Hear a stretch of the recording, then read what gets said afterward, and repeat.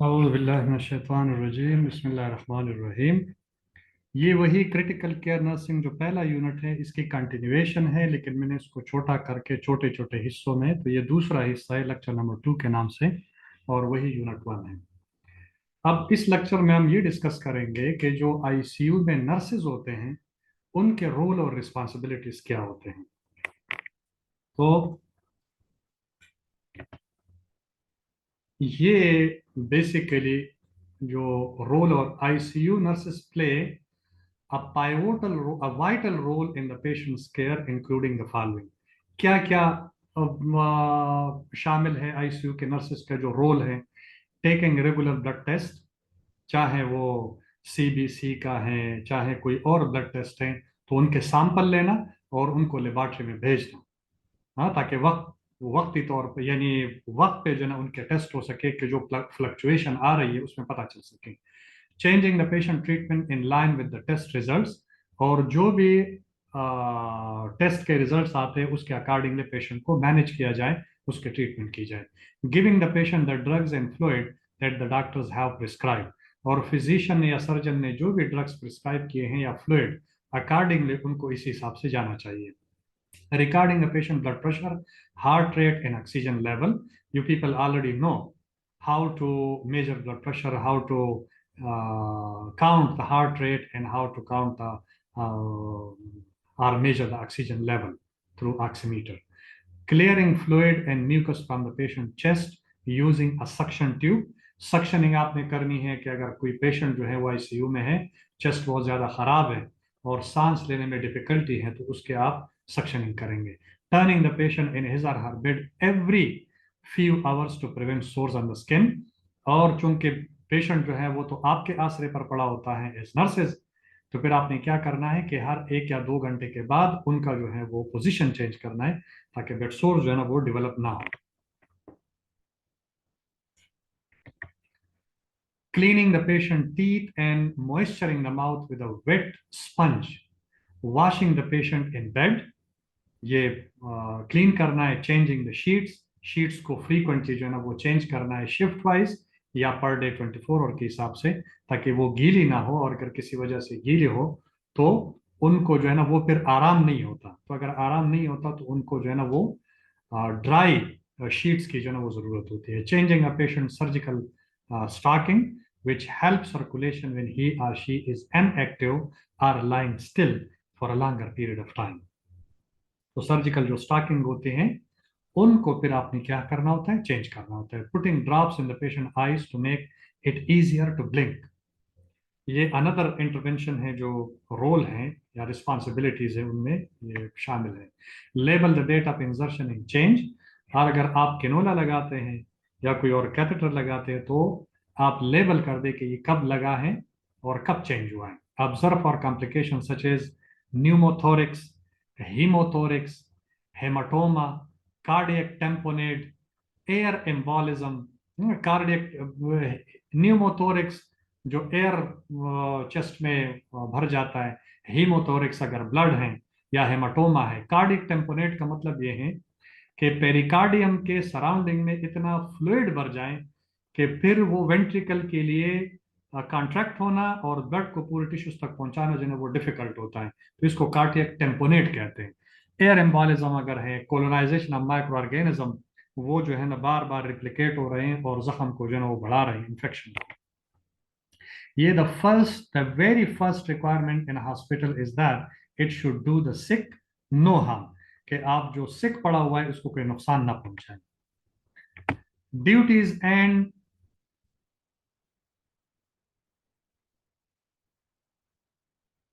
अच्छा जी, तो ये है duties and responsibility of ICU nurses. Specific critical care nurses or ICU nurses' duties and responsibilities can include: monitor exact detailed reports and records of critically ICU patient. Number two, monitor and record symptom and changes in patient condition and inform to physician timely. कि अगर for example morning में वो जो है ना वो इन assist करके चले गए हैं या उन्होंने राउंड किया हुआ है, और अगर 1 घंटे के बाद उनके वाइटल साइंस में या पेशेंट कंडीशन में चेंज आता है, तो you have to inform the physician.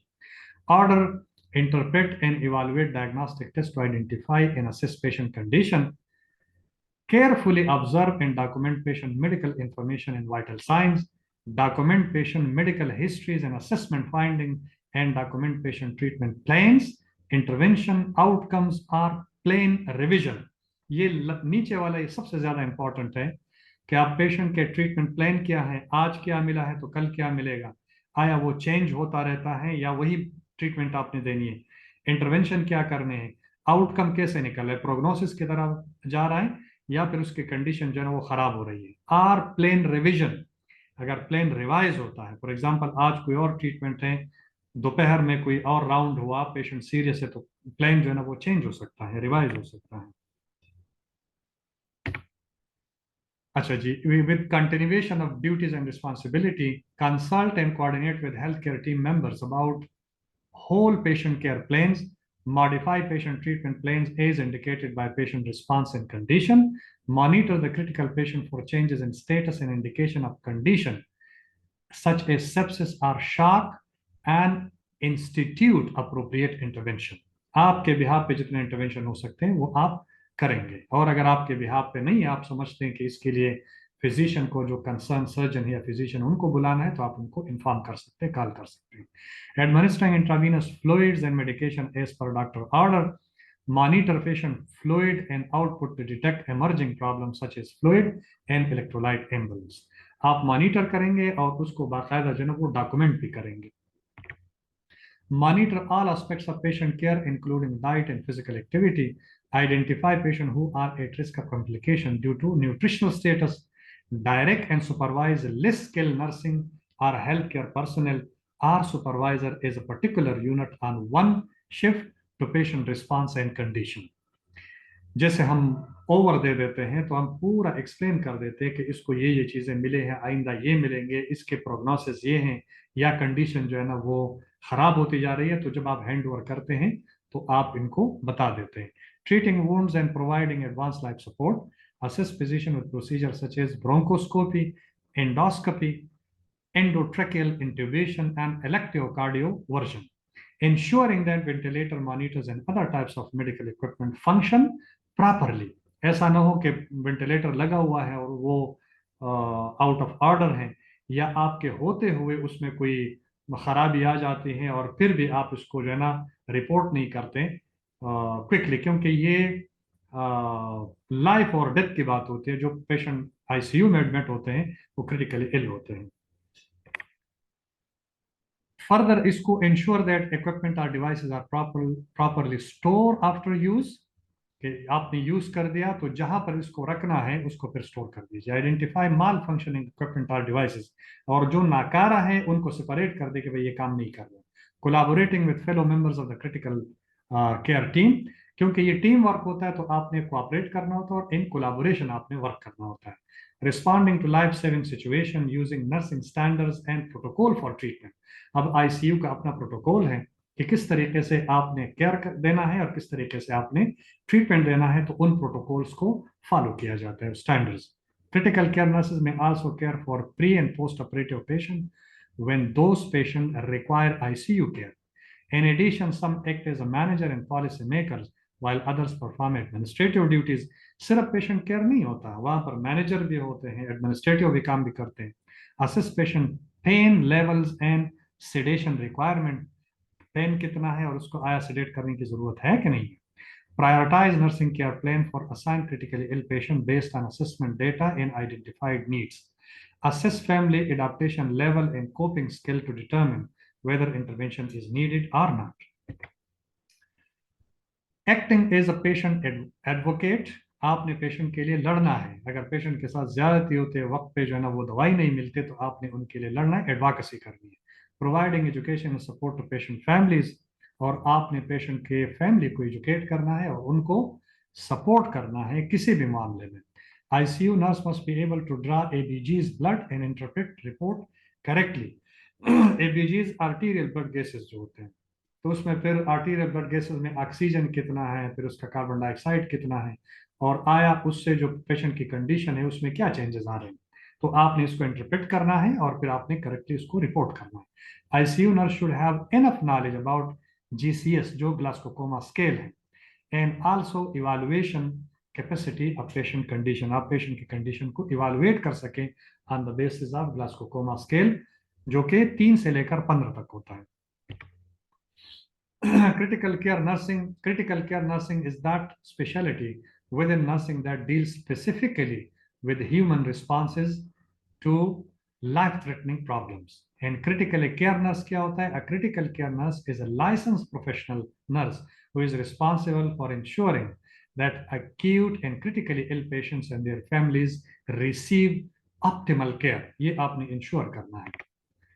The critical care patient physiologically unstable होते हैं, जो क्रिटिकली केयर पेशेंट जिनको क्रिटिकल केयर की जरूरत होती है मरीजों को, तो उनमें ये जो है ना वो कैरेक्टरिस्टिक पाए जाते हैं कि तो एक फिजियोलॉजिकली अनस्टेबल होता है, at risk for serious complication, और उनमें कॉम्प्लिकेशन के चांसेस हो सकते हैं, require intensive and complicated nursing support and are advance technology.